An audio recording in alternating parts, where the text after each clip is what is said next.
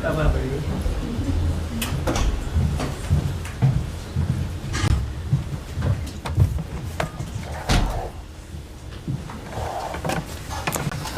Good afternoon.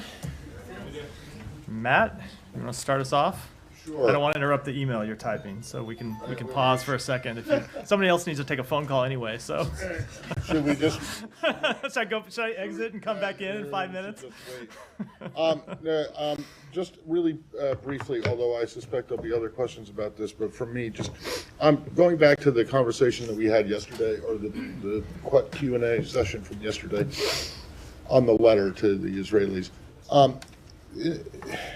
There seems to be some confusion about what the warning or what the message to Israel is. And a lot of people have taken the view or have interpreted it as you are threatening a quote unquote arms embargo on Israel. Now, maybe I'm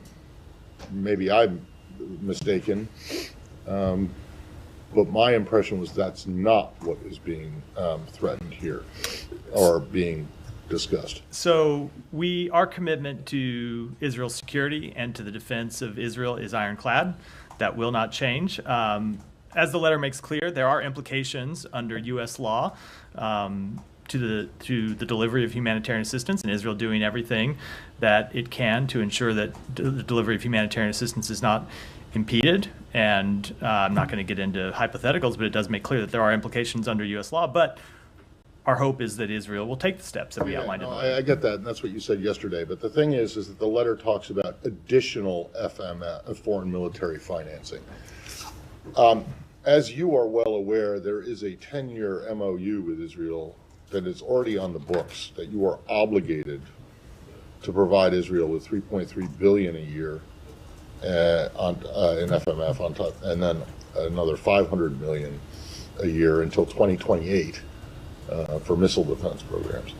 When the letter talks about additional FMF, does it not mean on top of what you have already committed to? I don't want to get into parsing the letter in any further detail. As I said yesterday, we intended this to be a private diplomatic conversation, not something that we discuss publicly. We're going to have the conversations about the full implications of the letter privately with the government of Israel, but I don't want to go beyond that publicly at this point. Yeah, but additional FMF, that does not include FMF that is already in the MOU that you have already committed to, and in some cases has already been spent, even post 2025 or 2026, whatever. We are going to follow our obligations under the law, and beyond that, as I said, I don't want to try to. Well, I'm not sure I understand what your obligations are under the law, and it sounds like you might not either. I do fully understand. We're going to have a good. So we're going to have additional continue. FMF mean money on top of the $3.3 billion a year. As I said, $3.8 billion a year. This is not a letter that we intended to make public. We intended to discuss public. I understand it is public, and so it's very fair for you to ask questions about it. But when it comes to those implications, we're going to have those conversations privately with the government of Israel, and we hope ultimately that this is all hypothetical, because we hope ultimately the government of Israel implements the steps that we outlined, and there are no further implications. Right, but further implications, you can't even speak to what one implication I can't might speak be. to them here in this setting. And okay, so if we drag you outside and off camera, you'll be able to speak to the implications? If you join the government of Israel, I'm happy to have a conversation with you about the intent of that letter and what No, we I fully don't mean think- by it. But I don't think that's obviously that's not a step that's going to happen. No, I'm being serious, Matt. Here, I get it, but I'm being serious too, because there are people up on the Hill who are outraged and demanding that this be rescinded, or demanding that you show proof of any potential violation of international humanitarian law or any hindrance of U.S. assistance getting in, and calling this a threat of an arms embargo. And if that's not correct, they should be disabused of that notion, because regardless of what you say about the timing of the letter, we're in the run up to an election. So I think people should know what it is that's at stake here. Is it additional, like on top of what's already in the MOU, which runs until 2028, or does it include stuff that's in the MOU? So first of all, people on the Hill say all kinds of things, not all of which we But respond this to. has become a Look, political thing. it has become a political thing, but that's always the case with this type of matter. I'm not going to get it. What I will say is, look, we do have an obligation under the law to ensure that Israel has a qualitative military edge. We have an obligation under the law to continue to comply with the obligations of the MOU. We also have an obligation under the law to ensure that Israel complies with all elements of U.S. law when it comes So to are the you use saying of that you have not our yet figured out security how assistance that we provide. You're saying then that you have not yet figured out how you might reconcile the two obligations, the qualitative military edge and the MOU, I'm saying with the we the additional FMF. We are not at a point today where we have to make that judgment, and we hope that we never get to that point. Right. Okay. Hold on. I Yeah. want to go just to Lebanon for a second, because there was this footage that appeared, I guess, overnight, of Israel blowing up an entire village in southern Lebanon. What do you make of that? So I've seen the footage. I cannot speak to what their intent was or what they were trying to accomplish, what their targets were. I don't know what they were.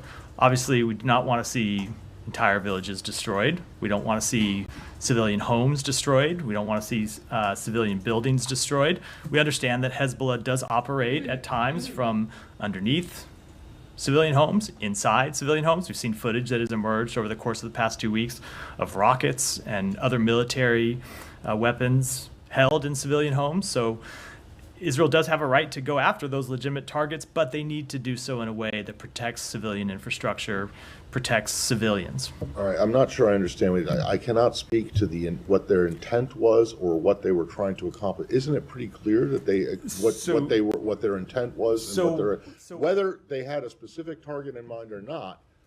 Blowing up an entire village, that seems to be pretty self-revelatory. I don't know what was in those buildings. I don't know what was potentially underneath those buildings. That's when I say I can't speak to what they were trying to accomplish. Well, have you asked? We have been in contact with them about this very incident. I don't have a report back. I don't have a report back to share today, but we have been in contact with them about this incident. Well, okay, maybe not a report, but what did they say? Did they say, yeah, we're looking into it, or did they say, no, we did it and we're? I don't have a readout of those conversations yet. All right, thank you. Just on the letter, have you seen any improvement in aid flow to Gaza since it was sent on Sunday? We have seen some improvement in the last few days. So a few things that we have seen the government of Israel do. Number one, we've seen them reopen the route from Jordan, whereby the Jordan military delivers humanitarian assistance directly to the north of Gaza. 50 trucks with food, water, and other humanitarian goods went in over that route yesterday. We have seen them reopen the Erez crossing in the north. We have seen them open a new access route from southern Gaza to northern Gaza to make sure aid that is coming in through Kerem Shalom can make it to the north. We've seen them open a new route for delivery inside southern Gaza. So again, aid that comes through Kerem Shalom that then gets delivered through southern Gaza. We have seen them take steps to approve new warehouses and other staging facilities for the United Nations and other humanitarian organizations to ease some of the logistical burdens that they have faced in storing and then delivering assistance inside Gaza. And it's our understanding that they informed the United Nations and other humanitarian organizations in the past 24 hours or so that they are going to waive the customs declarations that they were requiring individuals to sign to bring goods in. They're going to waive them for 12 months, which is an important step that the humanitarian organizations have called on to be taken and something that was included in the Secretary's letter. So we have seen them taking initial steps over the past several days. But of course, the proof will be in the pudding ultimately. And we want to see them take additional steps, and we want to see ultimately the results change. And the results will be more trucks coming in, more food getting in, more water getting in, and civilians having the basic needs that they require to go about their daily lives. Okay, thanks. And then just on this strike on Nabatea that killed 16 people, including the mayor, the caretaker prime minister said Israel intentionally targeted a meeting of the municipal councils, to discuss the city's service and relief situation to aid people displaced by the Israeli campaign. What's the administration's understanding on that, and do you find it acceptable to strike such a meeting coordinating aid? So I can't speak to this strike. I don't know what it is that they were targeting. I would direct you to them to speak to it. Would you find it acceptable to strike a meeting that was coordinating So if they aid? were targeting civilians, obviously that would not be acceptable. I don't know that that's what they're doing, which is why I can't comment on this strike, because I don't know what their intent was, what they were trying to accomplish, and ultimately what they did accomplish. But obviously, if it was a meeting of civilians to coordinate aid and they were intentionally targeting that, of course that would be unacceptable. But that is the type of thing we'd want to see verified. But there's been several strikes. Obviously, there's the village of Cana, which the whole village was just about destroyed. And there's Nabatia here, where they killed the mayor during this meeting. And so I have a hard time understanding why you can't comment. I mean, you told them yesterday. Well, yesterday was specifically on Beirut. And by the way, today they bombed a place in southern Beirut. So, I mean, sometimes you say you can comment, other times you don't want to comment. I mean, where are you here? So I can comment on an overall policy, and I can comment on a specific strike when we have verifiable information about what it is that happened, what they were trying to accomplish, whether they made a mistake or not, whether they accomplished their objective, whether their objective was a legitimate one. And obviously that varies from strike to strike. There are times, for example, with the World Central Kitchen strike, where we know obviously that they were striking civilian humanitarian workers, and it's very clear that something went terribly wrong. There are other instances where they strike a site where there are terrorists who are embedded there and there's civilian harm, and you have to ask questions about how that happened, whether they knew what they were doing. And then there are other strikes where the picture can be very mixed. So that's why it's always difficult to comment on individual strikes when you are in the fog of war and don't have always complete information. I can tell you as a general principle, of course we want to see civilians protected, and we want to see Israel do everything within its power to minimize civilian harm. That applies to Gaza. It applies to the war against Hezbollah as well. But it's specifically on the strike this morning or today in southern Beirut. Yesterday you said, you're opposed to bombing, general bombing or massive bombing or what have you in Beirut. Today they struck the target in southern Beirut. So they Are you okay with that? Or? So they do have the right to target members of Hezbollah. They have the right to target terrorists who are committed to the destruction of Israel, who are committed to death, to murdering civilians.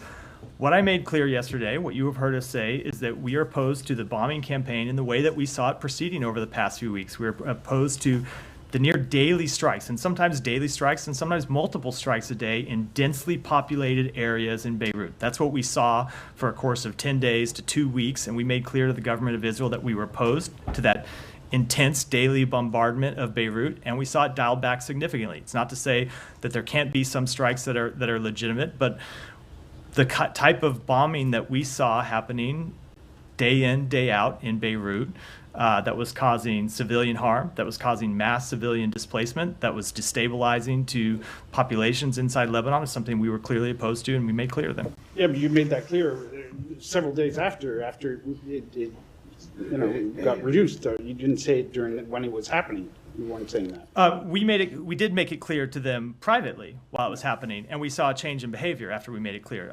There is sometimes we say this to you, and I think you don't believe us that we tell them things privately. This is an example. We told them privately this at a point last week, well before we said it publicly. We made clear we wanted to see a change in behavior. We did see a change in behavior. It's not to make any predictions about what they will do in the future. They're a sovereign country that make their own decisions, but we made clear to them that we opposed the campaign that they were conducting, and we've seen it scaled back significantly. Can I just Yeah. I'll come to you next, Eva. Connected to the aid letter, we were told by UNRWA at CBS, we were told that we're on track to another man-made disaster in Gaza. Go figure. UNRWA assesses that food deliveries have been continuously declining since May. The Biden administration's NSM report came out at the end of May.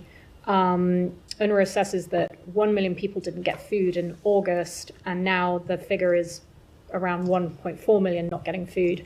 Is this a timeline that the State Department is also tracking in terms of food aid declining and not reaching that number of people since May? I can't speak to their numbers. I haven't seen that report, and those are their numbers, not ours. But we have seen the situation get incredibly serious and incredibly dire. And that's why we have been engaging with them to make clear that there needed to be a change in behavior, there needed to be a turnaround. And when we didn't see sufficient results, it's why the two secretaries sent this letter that they sent on Sunday. Now, over the past few days, as I said, we've seen some initial positive steps. We need to see much more done on the ground to make sure that people get the food, water, medicine, and other goods that they need to get. These initial steps have been important. They are not at all sufficient in any way to address the very serious humanitarian needs on the ground inside Gaza. So I'm asking in the sense that if you had been tracking that, is it possible that at some point the department could have, and the administration could have reopened the assessment of whether Israel is restricting aid getting in or not? And I know you talk about like it being a problem with Hamas taking the aid inside the Strip, and that's also affecting people getting it. But was there at any point did at any point the administration look at reopening that assessment early? I know you have to do it again in May, but no, it's not a question of reopening the assessment or not. We have to make a report again to Congress in May. Our assessment has been ongoing, and that's what we made clear when we released the report. Is that the report that you have to release the report at a snapshot in time that is mandated by National Security Memo 20. And the judgment that we made in that report was a judgment about where things stood when we released the report. And we made clear in releasing that report that our assessment would be ongoing. We'd wait until May to issue a report again, but we weren't going to wait until May to make further assessments. They have been ongoing, and it is our ongoing assessment of the declining levels of humanitarian assistance that led us to step up our interventions with the government of Israel that ultimately got us to where we were when we sent this letter. But if this assessment is ongoing, does this department at least have an idea of how many people were not getting any food in August, for example? I don't. I can tell you that if you just look at the level of humanitarian assistance coming in, the level had declined dramatically, and the level in September was the lowest it had been in the past year, and that levels were down. What kind of window are we 50%. talking about here in September? Because we saw those new customs rules introduced by Israel. So are we talking about September, October, that this is becoming... They had declined dramatically in September, and they had gone down even more in October. Okay. So, thank you. Yeah. Oh, I'm sorry. I told Hiba I'd come to her next. Yes. Sorry. Thank you, Ahmad. I want to follow up on that strike in southern Beirut today. Matt, there has been a pattern since October 8th that the day you say something, that you oppose something, the Israelis do something totally the opposite the second day. What happened yesterday, or the last 48 hours, the Prime Minister, the Lebanese Prime Minister, said, we have guarantees that they will not strike Beirut anymore. And obviously this was the message in Lebanon. These guarantees, the US gave these guarantees. You said that yesterday, that you opposed these strikes on Beirut. Kirby, I think, in his briefing said that. I mean, does that concern you? This is the US credibility. I'm not talking about whether this strike was against Hezbollah or against the messaging, your credibility, the US as a mediator, especially now in Lebanon, because everybody is looking at you, you are the one who can pose a ceasefire at least. What concerns us ultimately is outcomes. And we involve the United States in trying to generate the best possible outcome in every situation. And so when you say we made this clear yesterday, I can tell you we made it clear some number of days before I stood here at this podium and said it yesterday. And it wasn't me saying at this podium that ultimately led to the intensity of the strikes in Beirut going down. It was our direct, quiet intervention with the government of Israel that I believe led to the intensity of that campaign being dialed back. We are going to continue to make that clear to the government of Israel, just as we're going to continue to make clear to them that ultimately we want to see full implementation of UN Security Council Resolution 1701. That includes the IDF withdrawing back into the borders of Israel and includes Hezbollah withdrawing back above the Litani River. That is what we continue to drive for, and it is ultimately those outcomes that we're most interested in achieving. On the strike in the south today, the village, the destruction of an entire village, also the strike in Nabatieh. By the way, the building belongs to I think the Interior Ministry, because this is a municipality. Also, you said you support a limited military operation. Is there a shared definition for this limited military operation between you and the Israeli? Because I think the understanding in Lebanon that what's happening now, it's like a scorched earth policy to create a safe zone in the south. So it seems to be in effect now. And do you support that this will support the Israeli later in their negotiations with Hezbollah or with the Lebanese government? So what we support are limited incursions to attack and degrade, to attack Hezbollah, to degrade Hezbollah infrastructure, not to target civilians, not to destroy civilian homes, not to wipe villages out. We do support campaigns to take on Hezbollah because for the past year, we've seen Hezbollah refuse to stand down on its attacks that had led to Israeli response attacks that ultimately displaced tens of thousands of people on both sides of the border. That has been an untenable situation for the people of both countries. But ultimately, what we want to see is implementation of of UN Security Council Resolution 1701, because that would get us back to a place where those residents can return to their homes. Is there any political engagement, any U.S. official visiting Beirut next week? Do you have anything? I don't have any announcements to make about travel next week. Stay tuned. We'll make announcements as we have them, but I don't have any to announce today. Go ahead. Thank you, Matt. I just want to also follow up on Hiba's question regarding the outcome of this war. You've been saying it on many occasions that the outcome should be the full implementation of 1701.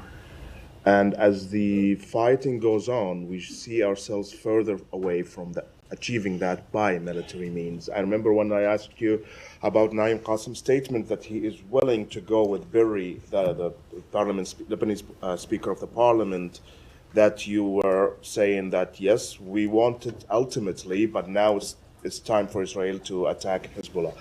Hezbollah is still fighting, still firing missiles, things threatening to go beyond control in southern Lebanon. We've seen yesterday the Israeli military just, I don't know what the word to describe that, but a whole village went into nothing in southern Lebanon. Do you feel that maybe this approach of you, allowing Israel this window, is actually dragging you more and more into something that you don't really want? So, first of all, as you've heard me say before, and I'm going to repeat it again because I think it's always an important reminder, Israel is a sovereign country that makes its own decisions. And we impress upon them what we believe the best outcome is for their security interests, for the security interests of neighboring countries, for the security interests of the broader region. But these are decisions that Israel ultimately makes, and we will intervene with them to make clear what we think is the outcome that they ought to pursue. When it comes to what happens next, obviously, we want to see a change in the political situation in Lebanon because we want to see them elect a president. We've made that clear. But the part of the question that I'm having a little bit of trouble with is it removes any agency from Lebanese political actors and the Lebanese political system and puts it all in the United States. It is ultimately up to the people in Lebanon, the Lebanese government, to break through the dysfunction that has plagued it and elect a new president, something that we have made clear, something the international community has made clear that they want to see for some time. It is up to the Lebanese people to break the stranglehold that Lebanon has had, that Hezbollah has had on the Lebanese government. We can do our part, other countries can do our part, but the countries in the region play a role in this too. The Lebanese people play a role in this too. So, what we want to see happen is Hezbollah degraded, Hezbollah pull back, Hezbollah finally meet the obligations that they committed to in 2006 and have never fulfilled. It's important to remind people of that because it is an important part of the story of how we got here today, and we're going to continue to work to try to achieve that outcome. But Matt, Israel is a sovereign state, of course, and can take its own decision, but you are providing them with weapons. And you did before put restrictions on countries, Ukraine is an example, that you provide them with military aid in the middle of a war, and you put restrictions and limitation on how they use this military, especially targeting inside Russian territory. Why don't you apply the same here with Israel? Every conflict is different. We continue to engage with Israel about the need to protect civilians, to minimize civilian harm, and that will continue to be at the center of our policy. My last question is about a report that came out a couple of hours ago in New York Times, or I saw it a couple of hours ago, maybe it was early. It's about Israeli military using captured Palestinians in Gaza as a human shield. And if I want to quote here what the report is saying, is that the practice is routine, commonplace, organized, conducted with considerable logistical support and the knowledge of superiors on the battlefield. The detainees were handled and often transported between squads by officers from Israeli intelligence agencies, which shows, I mean, we've been asking about this before, but it shows here it was more organized, it was more within the knowledge of higher command in Israel, and it's still going on. Do you have any comment? Yeah, I also saw that report, and I can tell you we found it incredibly disturbing. If the facts as presented in that report are true, they're completely unacceptable. There is no reason, there can be no justification ever for the use of civilians as human shields. It would be a violation not just of international humanitarian law, but of the IDF's own code of conduct. I know that the IDF has announced that they are investigating the claims in that report. That is entirely appropriate for them to do. But even more than investigate, if they do find violations, people need to be held accountable, and they need to take steps to ensure that these practices are not repeated. Yeah, thank you, Matt. I have several questions too. First, did you get any sense from the Lebanese leaders that you are talking to that they are ready to move forward to elect a new president and to get rid of the Iranian and Hezbollah influence in Lebanon? I'm not going to speak on behalf of the officials inside the Lebanese government that we have engaged with. Obviously, as you know, the secretary spoke to the prime minister on Friday. He spoke to the speaker of the parliament on Friday. We've made clear that we believe it is in their interest and in the interest of stability in the region to elect a new president, but I'll let them speak for themselves. And second, on the buffer zone in the south, Israel, it looks like they're planning to establish a buffer zone 2 kilometers from the border inside Lebanon. Do you support such move? No, I don't know what you mean by buffer zone. If it means Hezbollah pushing back to be on the Litani River, obviously that's something we support. If it's some kind of other buffer zone, for example, if it's a buffer zone that would be occupied by the IDF, that would be something we would oppose.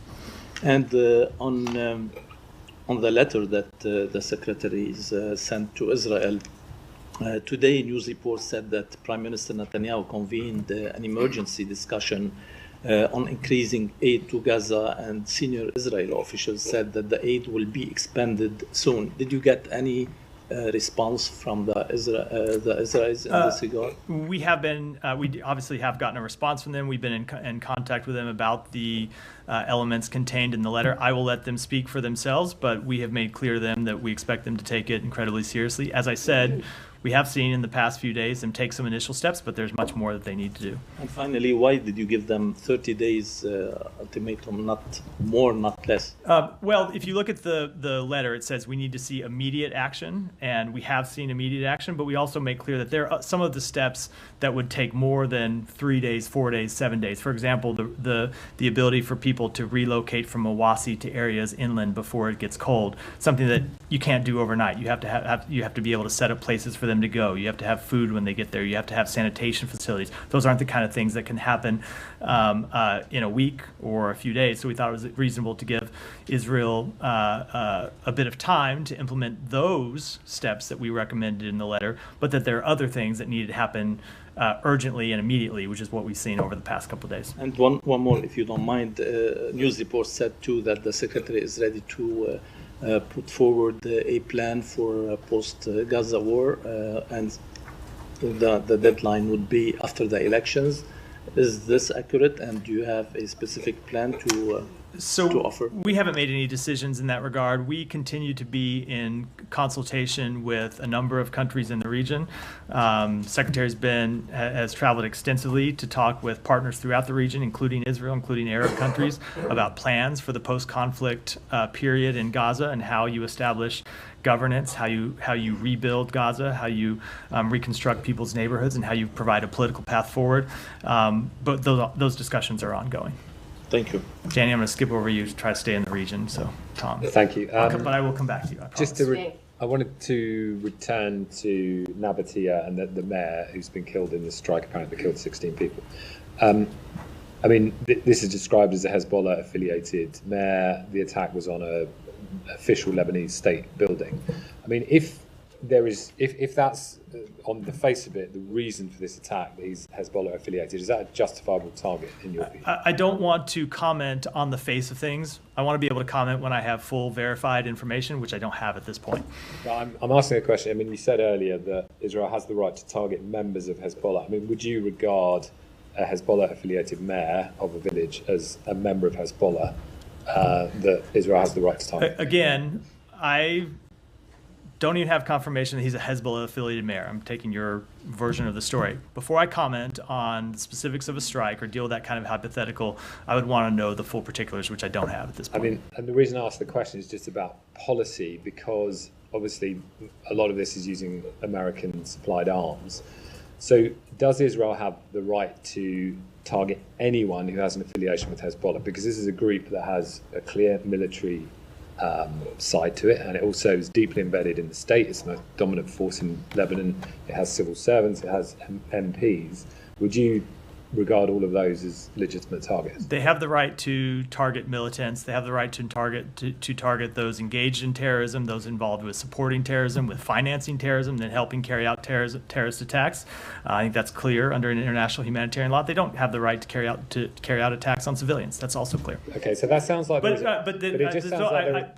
hold on. When you want to get to the next iteration of looking at an individual person, have to know the specific facts about the individual person. I'm not actually asking you that about an individual person. I'm just asking. It sounds from what you're saying as though there is a line in the, civil servants or MPs who some countries do not designate the political wing of Hezbollah as a terrorist organisation, as I think the US does. But it sounds as though you are putting a line there and saying. I will not either agree or disagree with your characterization. I'm going to stand on the words that I just outlined for myself. I just want to expand this because I think it does go to what the strategy is here, what your strategy is as the primary military backer of Israel in terms of this operation. Because you have moved from a strategy just a few weeks ago, which was get the residents of Israel back to the north, get the residents in Lebanon back to the south. Basically, that was your primary objective, and then rolling into that, trying to get 1701, implemented as part of a short truce where you get people talking.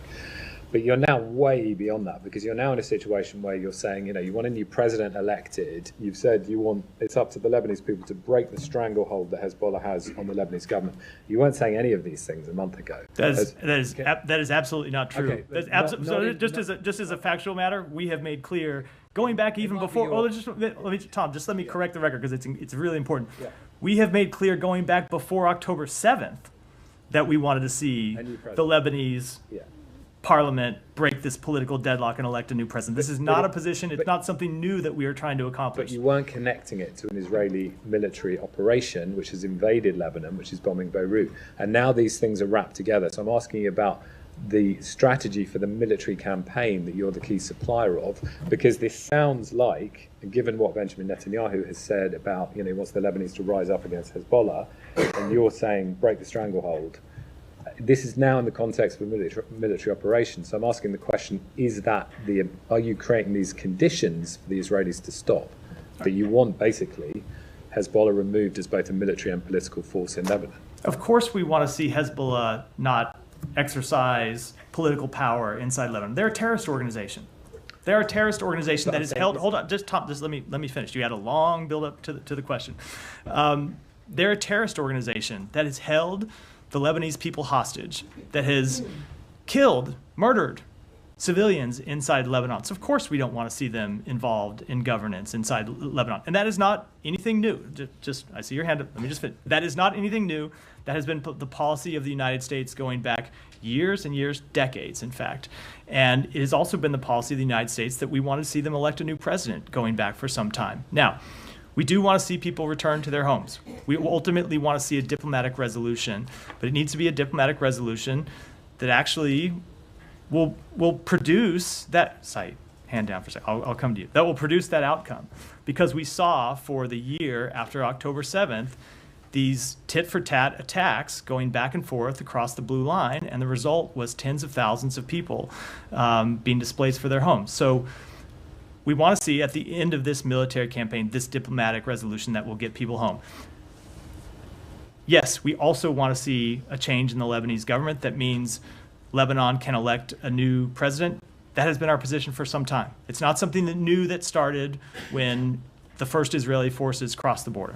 But I'm just challenging that, because yes, you've always said that about, you know, Lebanon's been in this crisis where it hasn't had a president for 2 years, and obviously you don't want Hezbollah in Lebanon. But you weren't saying we think the way to do that is to bomb Lebanon into this solution, which now I have not said that today. You haven't said so that. Just to be But clear, what I'm saying is, if you want to use words, use the words that I've used. I'm trying to ask you I'm asking you to disentangle these two things, because I'm saying to you, is it a condition of the end of this military operation in Lebanon that these things are achieved, that there is a new president, that Hezbollah are basically disempowered completely, both militarily and political?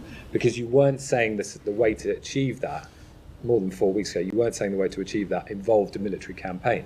But now we are in a situation where the two things, as far as I can tell, are bound together, and you're not distinguishing between them, as far as I can see. Let me just go back to something that we said immediately after Israel launched this military campaign, which is that we are fully cognizant that military campaigns can at times create space for diplomacy.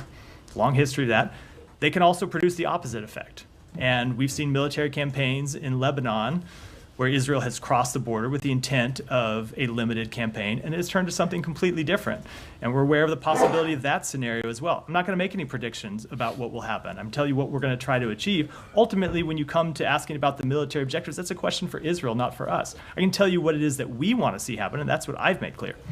And just lastly, I know other people want to come in, but it's just the point is, you know, the president said right at the start of all this, don't repeat the mistakes we made after 9/11. You know, we saw what happened in Iraq with the attempt at regime change, and 10 years later you have ISIS.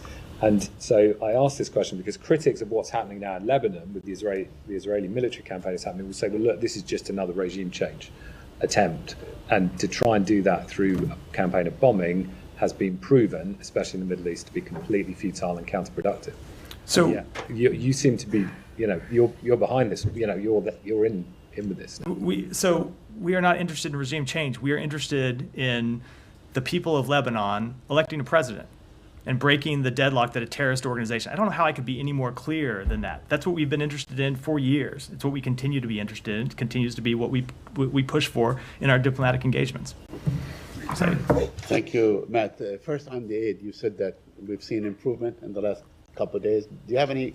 Can you quantify that? I mean, what are the number of? Yeah, as I said when I was outlining it, 50 trucks came in from Jordan yesterday. There were another, I think it was 20 or 30 trucks that came in on Monday into Erez. So we've seen some initial truck deliveries. Then we've seen the opening of these other routes that should allow aid to move around Gaza more easily, and especially move from the south to the north. But the proof is going to be in the pudding. We're going to have to watch and see that all of this isn't just sustained, but that it continues to increase. So the level that you want to see over the next 30 days and so on is what, like 300? 350, it's outlined in the letter. 350, okay, yeah. All right. That's good. Second, on the issue that Matt raised on the memo, providing Israel with 3.8 billion dollars a year and so on. That was done during the Obama administration. But let me ask you in principle, if a country that you provide aid to breaks the law, regardless of what kind of agreement you sign with them, can't you break away from that agreement and say that they have basically, grossly and fundamentally broken the law or the terms of the agreement? Yeah, we have obligations under our own laws to ensure that countries that are the recipients of U.S. military assistance don't block the delivery of humanitarian assistance, don't impede the delivery of humanitarian assistance, and we take steps to ensure that we enforce that law. We have obligations under U.S. law to ensure that our weapons are used in compliance with international humanitarian law. So in principle, you can declare that agreement to be null and void if it does not fit into your... Saeed, I'm not going to get too far into parsing the law from here, as I'm not a lawyer, but yes, we have the ability to enforce U.S. law, of course. Okay, good. Go ahead.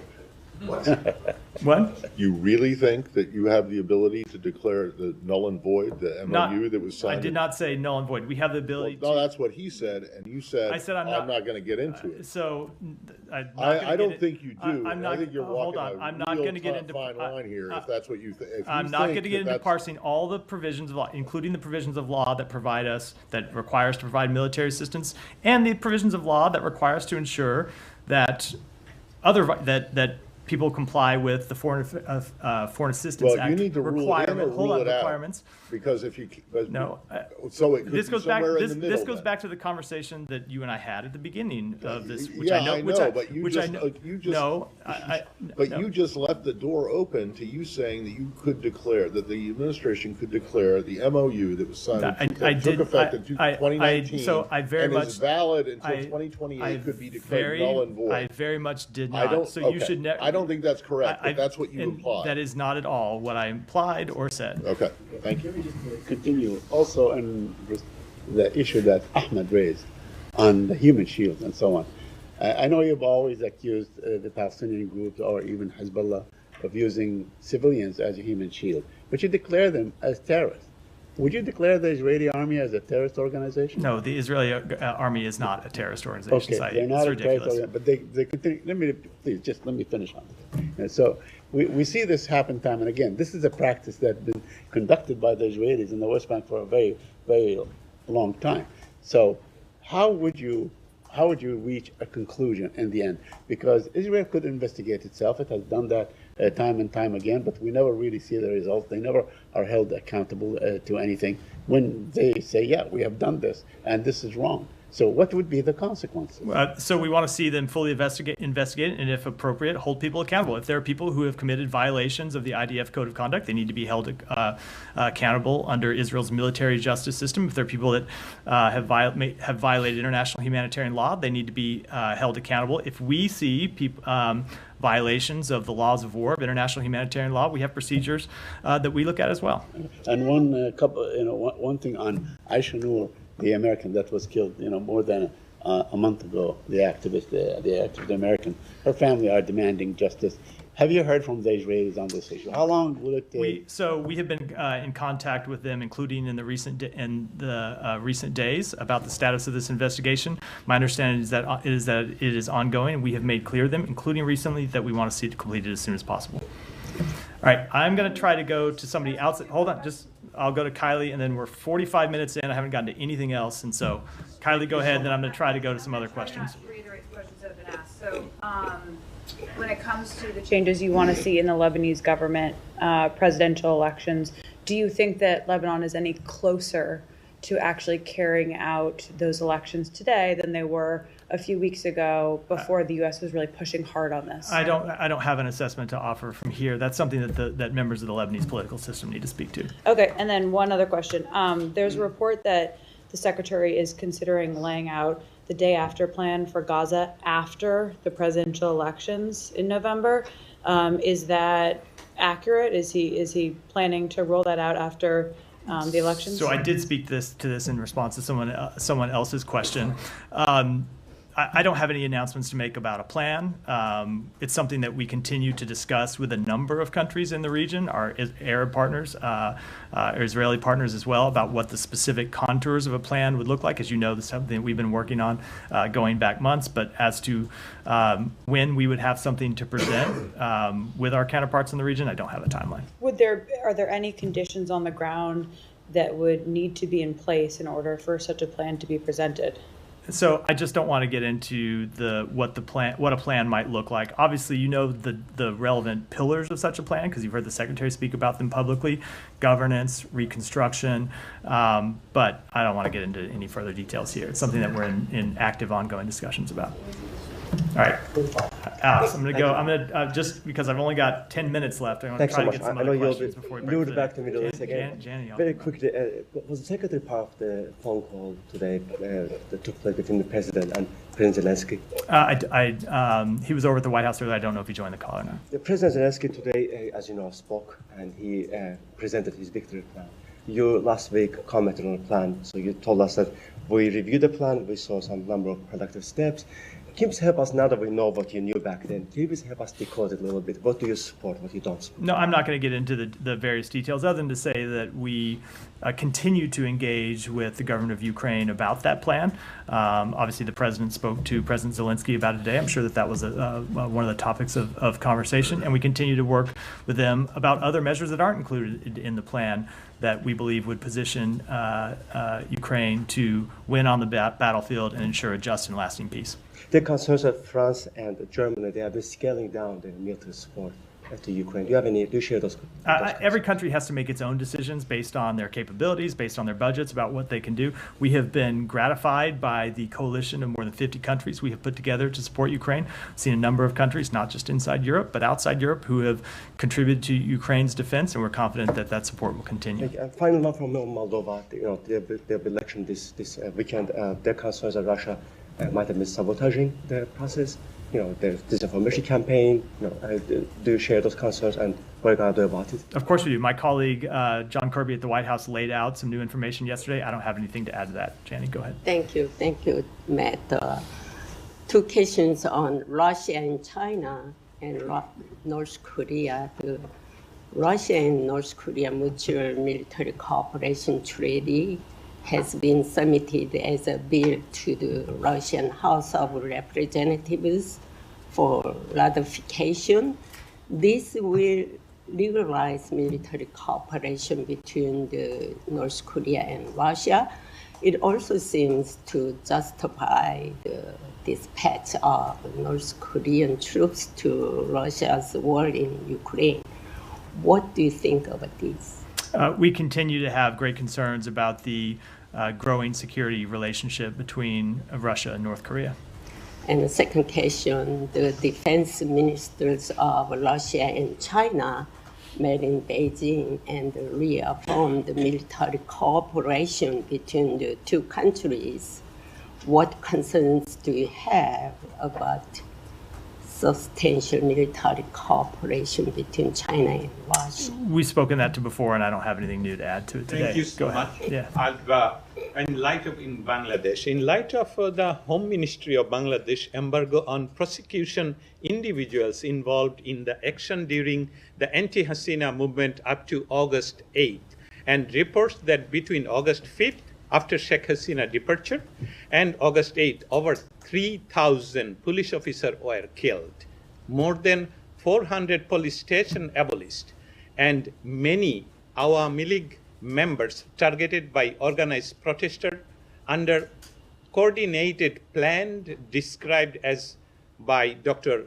Muhammad Yunus. Will the U.S. administration urge the Bangladesh government to ensure justice for all victims, irrespective of political affiliation? We have made clear that there's no excuse for violence, either conducted against those conducting peaceful protests or conducted by those protesting. And anyone that's responsible for violence should be held accountable. And there are reports that followers of the outlet Hizb ut-Tahrir and Jamaat Islami sang Islamic song and even forced to recitation of Quranic verses on the Durga Puja goddess stage during Bangladesh's largest Hindu festival. How does U.S. administration view this incident, and will it engage with Bangladesh government to ensure the protection of religious freedom and the rights of minority communities in Bangladesh and around? Obviously, we are committed to religious freedom in Bangladesh and elsewhere. With regards to that specific incident, I'll take it back. Do you have any particular answer for that? That's what I said. I'll take it back and get you an answer. Go ahead.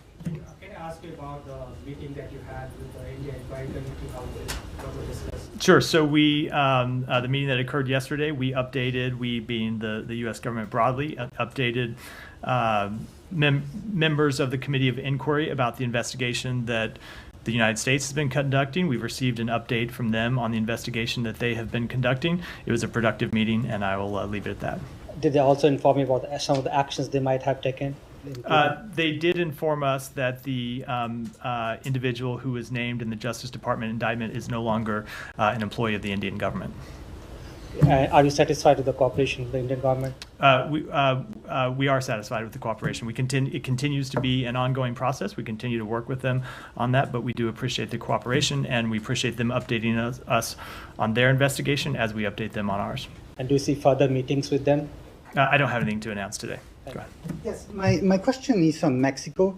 Last week, the new Mexican president announced restrictions on the U.S. ambassador in Mexico City, preventing him to have direct contact with members of her administration without informing the foreign ministry first. Will you apply reciprocal restrictions to the Mexican ambassador here in Washington? And do you consider these new restrictions adequate? We have a close partnership with the government of Mexico. We have a close partnership with the new president of Mexico. We look forward to working with her and her administration. The ambassador looks forward to working with her and the administration. We look forward to a long continued partnership. So no restrictions on the Mexican ambassador similar to them? Nothing that I have to announce today. Matt, thank you. Yesterday you said that you should look at your record in Gaza. Since May there has been a decrease in the food aid that's gone in, despite America saying that they need the Israelis to do more. It's now estimated that 2.2 million people are either facing famine or food insecurity. Add to that the fact that from the podium yesterday, you described as horrendous the attack on a hospital by Israel, and the United States continues to send weapons to Israel. What are you proud about what the United States has done? If you look at our record, if you listen to my full presentation yesterday, you would have heard I said our interventions with the government of Israel started in the days immediately after October 7th to make sure that humanitarian assistance got in. And we saw them let the first trucks come in through Rafah. We then intervened with them to get Kerem Shalom open, to get Erez open, to get the route opened so humanitarian assistance from Jordan could come in. Now, there have been times when assistance has decreased, when it has stagnated, and when that's happened, we've intervened again to make sure it returns to the levels it needs to be. That's what we are doing now, and we're going to watch and see what happens and monitor the results closely. Sorry, Daphne, want a follow-up on that? Daphne, Just a follow-up on that, please, Daphne, Matt? No, Daphne, go ahead. On the case of Mekdara, the journalist arrested in Cambodia, you previously said the U.S. has raised concerns over his arrest with the Cambodian government. Have you had any other engagements since then? Has there been any progress? We have engaged with them at a number of different levels and made clear our concerns and called for his release. Has there been any progress? No, I don't have anything further to announce from the podium today. And sorry, just quickly on UNIFIL, it's come out during the briefing that UNIFIL said an Israeli tank fired at a peacekeeper's watchtower and damaged it, saying yet again we see direct and apparently deliberate fire on a UNIFIL position. Is the U.S. considering any consequences for Israeli attacks on UNIFIL? You've warned pretty clearly you did not want to see those taking place. So first of all, just let me say I have had a blanket practice from my first day that I'm not going to comment on things that happen while I'm at the podium, because I obviously haven't seen the full context of them, other than what's presented to me in a question. But we have made quite clear to the government of Israel that UNIFIL soldiers need to be protected. They're there to fulfill an important mission, and that attacks on them are unacceptable. Do you see any indication that they are heeding those warnings? So I can't speak to this specific attack. We've made clear what we believe, and that attacks are unacceptable. Go ahead. Excuse me, I have two questions, one related to China and one related to Gaza. Related to Gaza is like kind of fundamental question. Like you said multiple times to Mr. Saeed that you are two sovereign country, like you and Israel. But it seems like you have given Israel kind of an special act, and you say that you have interest and they have interest. What is the USA interest in the Middle East in terms of this special dealing, high protection for Israel? They have all advantage more any other country around it. So what is the U.S. interest in the Middle East in context of this war? If you can depict this. So broadly, we want to see peace and stability in the Middle East, a region that has had a lack of stability for decades now. When it comes to Israel, you have a state that has a terrorist organization in Hamas committed to its destruction, that has a terrorist organization in the north in Hezbollah that's committed to its destruction. It has another state, Iran, that is committed to its destruction and proves that every day by funding these terrorist organizations. So we are committed to the defense of our fellow democracy, Israel, in the face of these threats to the state of Israel and to Israeli civilians. And broadly, we want to see peace and stability, and that's what we try to work for with our partners in the region. Okay, second question. China has started kind of military training and maneuvering around Taiwan these days. Do you have any concern, as you are fully involved in the Middle East, Israel consumed most of, not most, but many of your weapons and military things? Do you have any concern that China can take advantage of that and have any operation toward Taiwan? Do you have any concern or reports? I would say that we have made quite clear to China that we oppose any changes to the status quo when it comes to Taiwan, and we've expressed our concern about their engagements in that regard, including in recent days. But while I know questions about the Middle East tend to dominate the briefing room, I can tell you that all of us inside the administration are focused on on all of the threats around the world to peace, stability, security. And you just have to look at the president's travels to Asia, where he's traveled to Asia 20 times, more than any of his predecessors, to show that we retain the ability to focus on the crisis in the Middle East, to defend Ukraine, and address threats to security and prosperity in Asia as well. So no and with concern that, that we'll wrap for today. Thanks, everyone.